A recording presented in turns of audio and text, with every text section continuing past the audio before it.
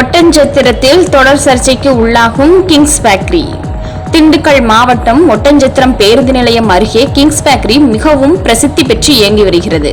இந்த பேக்கரியில் ஒட்டன்சத்திரம் நகரம் மற்றும் சுற்றுப்புற பகுதிகளில் இருந்து பள்ளி, கல்லூரி மாணவ மாணவிகள் மற்றும் சிறியவர் முதல் பெரியவர் வரை டீ குடிப்பது, ஸ்நாக்ஸ் சாப்பிடுவதும், துரித உணவுகளை உண்பதும் வழக்கமாக உள்ளது.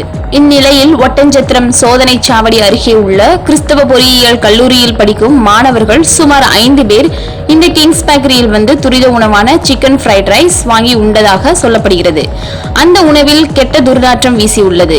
இதனை அறிந்த அந்த மாணவர்கள் அந்த சிக்கன் ஃப்ரைட் ரைஸில் இருந்த சிக்கனை பிரித்து பார்த்தபோது அந்த சிக்கனில் இருந்து வெள்ளை புழு வெளியே வந்துள்ளது. மேலும் இச்சம்பவம் குறித்து உணவு பாதுகாப்புத்துறை மற்றும் மாவட்ட நிர்வாகமும் தமிழக அரசும் தக்க நடவடிக்கை எடுக்க வேண்டும் என பாதிக்கப்பட்ட மாணவர்கள் வேண்டுகோள் விடுத்துள்ளனர். தினமுல்லை செய்திகளுக்காக ஒட்டன்சத்திரம் செய்தியாளர் உதயன். செய்திகளை உடனுக்குடன் தெரிந்து கொள்ள தினமுல்லை நியூஸ் தமிழ் சேனலை சப்ஸ்கிரைப் பண்ணுங்க.